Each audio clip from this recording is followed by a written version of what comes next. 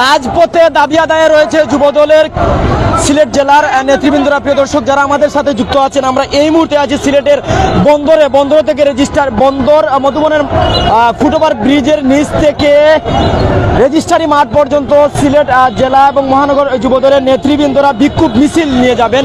যুবদলের কেন্দ্রীয় সভাপতি সালাউদ্দিন টুকুর উপর মিথ্যা মামলা প্রত্যাহার, এমনকি কেন্দ্রীয় যুবদলের সাধারণ সম্পাদক আব্দুল মুনায়েম মুন্না রয়েছেন জেল হাজতে। উনার নিঃশর্ত মুক্তির দাবিতে এমনকি 10 দফা দাবি আদায়ে যুবদলের নেতৃবৃন্দরা মাঠে রয়েছেন। এমনকি তাদের অনেক দাবি দেওয়াগুলো তাদের কাছ থেকেই শুনবো। যারা আমাদের সাথে আছেন প্রত্যেক সাথে থাকুন। যারা প্রাইম সিলেট এমনকি সিলেট টু কানাডায় আছেন, প্রত্যেকের মুক্ত মতামত কমেন্টে জানাবেন, আমাদের সাথে থাকবেন।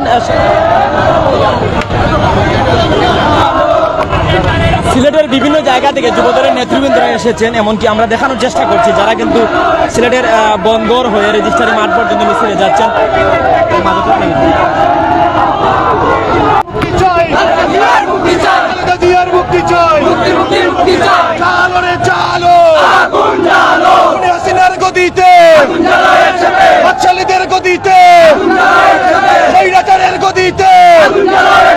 চোর চোর ভোট চোর, শেখ হাসিনা ভোট চোর, রাইতে কোনো ভোট নাই, দিনের ভোট দিনে চাই, রাইতে কোনো ভোট নাই, মুক্তি মুক্তি মুক্তি চাই, খালেদা জিয়ার মুক্তি চাই। শত শত দর্শক বিশ্বের বিভিন্ন দেশ থেকে রেমিটেন্স যুদ্ধ এমনকি বাংলার বিভিন্ন প্রান্ত থেকে বিভিন্ন রাজনৈতিক মতাদর্শের মানুষ আমাদের সাথে আছেন। আপনার মুক্ত মতামত অবশ্যই জানাবেন এবং শেষ পর্যন্ত আমাদের সাথে থাকবেন।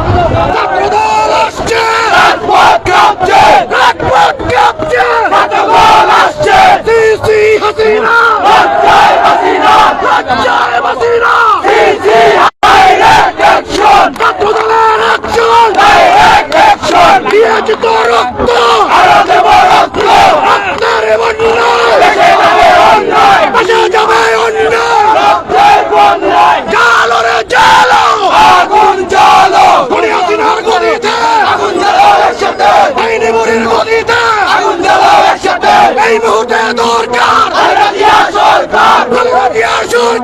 এই মুহূর্তে দরকার চোর চোর ভোট চোর, শেখ হাসিনা ভোট চোর, শেখ হাসিনা ভোট চোর, চোর চোর ভোট চোর, চোর চোর ভোট চোর, শেখ হাসিনা ভোট চোর, শেখ হাসিনা ভোট চোর, চোর চোর ভোট চোর। আমাদের কোন নেত্রী আছে?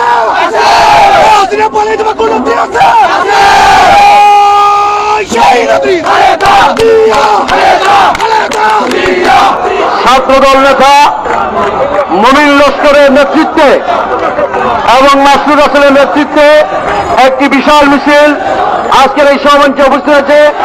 আমরা সকলকে মহানগর বিএনপির পক্ষ থেকে অসংখ্য ধন্যবাদ জানাচ্ছি।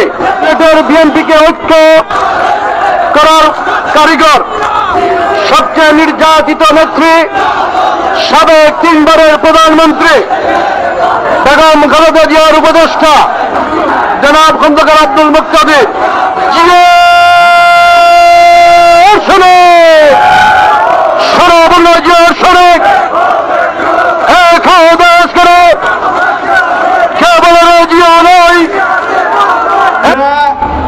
আমরা শুধু এই সরকারের পরিবর্তন চাই না, আমরা যে আন্দোলনের কর্মসূচিতে নেমেছি সেটি এই বাংলাদেশের একটি গুণগত পরিবর্তনের জন্য। আমরা এই পরোয়া করি না যে গত 15 বছরে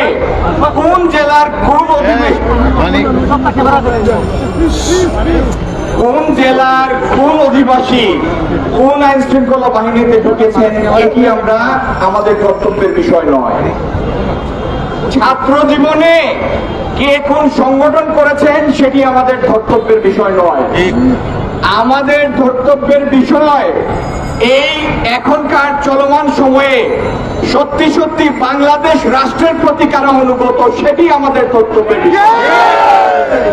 আমরা পর্যবেক্ষণ করছি, নজর রাখছি, যেই সমস্ত বিচ্যুত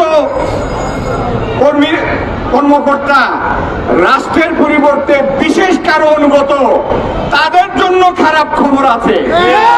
আর যারা রাষ্ট্রের প্রতি অনুগত, যারা এই জনগণের ট্যাক্সের টাকায় তাদের বেতন ভাতা হয়, তাদের পায়ের বুট জুতা কিনা হয়, তাদের গায়ের পোশাক কেনা হয়, তাদের বন্দুকের গুলি কেনা হয়। এই বিষয়ে যারা সচেতন, যারা রাষ্ট্রের প্রতি অনুগত, তাদেরকে আমরা বুক পেতে রক্ষা করব যে কোনো পরিস্থিতিতে। এই দেশের মানুষ আমরা সবাই দেখতে একরকম, কথা বলি একরকম, আমাদের নাক চোখ মুখ একরকম। ভুলেও এই দেশের মানুষ যারা আপনাদের ফুপা চাচা সন্তান তুল্য, তাদের দিকে আপনাদের অস্ত্র তাক করবেন না। যদি তাক করেন, খেয়াল রাখবেন নিরস্ত্র মানুষের শক্তির কাছে, গণজোয়ারের শক্তির কাছে কোন স্বৈরাচার কখনো টিকে না। আজকে এই চলমান স্বৈরাচার বিরোধী আন্দোলনের যবনিকার কাছাকাছি আমরা চলে এসেছি। শুধু বাংলাদেশের মানুষ ঐক্যবদ্ধ না, সমস্ত গণতন্ত্রকামী বিশ্ব ঐক্যবদ্ধ। সুতরাং শেখ হাসিনার পতন হবে, এই দেশের উপরে আবার ইনশাল্লাহ আমরা এই দেশের মানুষের মালিকানা প্রতিষ্ঠা করব। যখন ডাক আসবে, হাজারে লাখে কোটিতে আমরা রাস্তায় নামবো এবং এদের বিদায় নিশ্চিত করব ইনশাআল্লাহ। ধন্যবাদ সবাইকে, আসসালামু আলাইকুম। এমন কোন শ্রেণী পেশার মানুষ নাই, এমন কোন ধর্মের অনুসারী মানুষ নাই যারা এই স্বৈরাচারদের হাতে নির্যাতিত লাঞ্ছিত হয় নাই। হিন্দু ধর্মাবলম্বী আমাদের ভাই বোনেরা এখন নিশ্চিন্তে তাদের পূজা পার্বণ করতে পারেন না, কারণ কোন পূজায় কিভাবে তারা স্যাবোটেজ করবে, তারপরে রাজনৈতিক ফায়দা হাসিলের চেষ্টা করবে, সেটি কেউ আগে থেকে বলতে পারে না। কক্সবাজারের বৌদ্ধ মন্দিরে এরা হামলা চালিয়েছে। তৎকালীন স্বরাষ্ট্র প্রতিমন্ত্রীর অনুসারীরা, তার দলের লোকেরা, তিনি যখন হামলা করে পরিদর্শনে গিয়েছেন, তার সাথে যারা মিছিলে ছিল, সেই এলাকার জনগণের দেয়া বয়ান অনুযায়ী তারা জেলে পাড়ায়, হিন্দু পাড়ায় হামলা চালিয়েছিল আওয়ামী লীগ ছাত্রলীগের নষ্ট অনুসারীরা। সুতরাং কোন ধর্মের মানুষ, হিন্দু মুসলমান বৌদ্ধ খ্রিস্টান, এদের হাতে নিরাপদ না।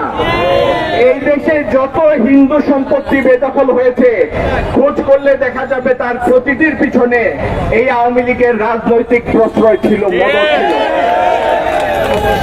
আজকে যেই আইন শৃঙ্খলা রক্ষাকারী বাহিনী রাষ্ট্রীয় সম্পদে লালিত পালিত পুষ্ট হয়ে এই দেশের মানুষের নিরাপত্তা বিধান করার কথা, তাদেরকে আজকে কালিমা লিপ্ত করেছে এরা ভোট চোরের অংশীদার হতে বাধ্য করে।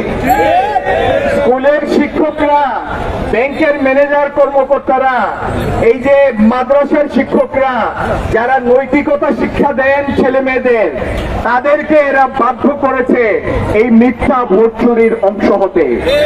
এরা আজকেও মোনাজাতের সময় তাদের চোখ থেকে পানি পড়ে যে আল্লাহ, এই মিথ্যার জন্য আমাদেরকে মাফ করো, এই হায়নাদের হাত থেকে আমাদের বাঁচাও। সময় এসেছে আমাদের ভবিষ্যৎ প্রজন্মের, আমাদের উপরে যে হক, সেই হক আদায় করার সময় এসেছে। হাসিনাকে বিদায় দেওয়ার সময় হয়েছে। আপনারা তৈরি থাকুন, প্রস্তুত হন, চূড়ান্ত ফয়সালার দিন দ্রুত ঘনিয়ে আসছে ইনশাল্লাহ। তারেক রহমানের ডাক যেদিন আমাদের কাছে আসবে, এই দিন আমরা লক্ষ কোটি বাংলাদেশের নিরীহ গণতন্ত্রকামী দেশপ্রেমিক মানুষের রাস্তায় নামবো এবং এদের বিদায় ঘন্টা বাজিয়েই ছাড়বো ইনশাল্লাহ।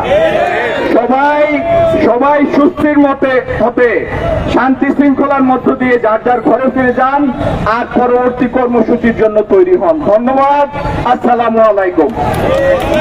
প্রিয় দর্শক, যারা আমাদের সাথে যুক্ত ছিলেন দীর্ঘক্ষণ প্রাইম সিলেটে, আমরা এর আগে কিন্তু একটি লাইভ করেছিলাম যে আজকে কিন্তু যুবদলের কেন্দ্রীয় সভাপতি সালাউদ্দিন টুকু জেলা যদি ছিলেন, যদি মুক্ত বাতাসে আছেন, ওনার উপর মিথ্যে মামলা প্রত্যাহারের দাবিতে যুবদলের বিক্ষোভ মিছিল, এমনকি যুবদলের কেন্দ্রীয় সাধারণ সম্পাদক আব্দুল মুনায়েম মুন্না যিনি জেলে আছেন, ওনার নিষ্পত্তি মুক্তির দাবিতে যুবদলের বিক্ষোভ মিছিল ছিল। এরপর সিলেট জেলা বিএনপি, মহানগর বিএনপি, এমনকি অঙ্গ সংগঠনের নেতৃবৃন্দ, স্বেচ্ছাসেবক দলের সবাই মিলে পদযাত্রা অংশগ্রহণ করেছিল সিলেটের ঐতিহাসিক রেজিস্ট্রারি মাঠ থেকে আম্বরখানা পর্যন্ত তাদের এই পদযাত্রা ছিল। সবাইকে ধন্যবাদ। প্রাইম সিলেট থেকে আমি রুমান ছিলাম, সিলেট থেকে আমি রুমান ছিলাম। ভালো থাকুন, সুস্থ থাকুন, পরবর্তী লাইভে অপেক্ষা করুন। আপনার মুখ্য মতামত কমেন্টে জানিয়ে দিন। আসসালামু আলাইকুম।